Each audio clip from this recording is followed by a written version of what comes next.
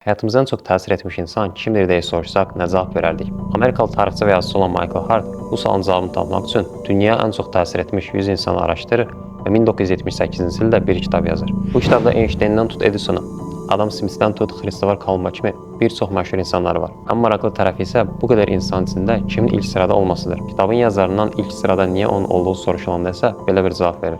My choice of Muhammad to lead the list of the world's most influential people may surprise some readers and may be questioned by others, but he was the only man in history who was supremely successful on both the religious and secular level.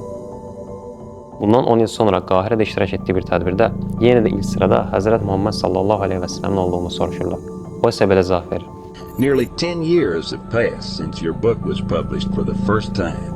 You ranked Prophet Muhammad #1 in your most influential people list. Do you still think he is in the same position? And Michael Hart answered, This is the first list of the influential people.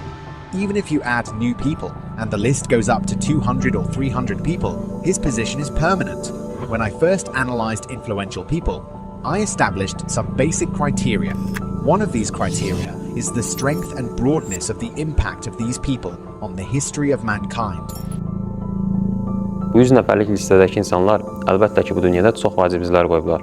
Bəzisi var ki, çox deməli iqtisadi teoriyalar yazıb, bəzisi var ki, çox böyük kəşflər edib və ya dövlət qurub. Ancaq bir nəfər var ki, dünyada həm güclü bir dövlət lideri olub, həm bütün dünya mədəniyyət, ədalət, insanlıq və əxlaq kimi bir çox sahədə örnək olacaq sahabələr yetişdirib. Həm də insanlığın ən təməl sualları olan biz kimik, haradan gəldik və hara gedəcəyik suallarına cavab verir. Bütün bunlara görə də dünyaya ən çox təsir etmiş 100 insan arasında ilk sırada əlbəttə ki, Həzrət Muhammed sallallahu aleyhi və səlləmdir.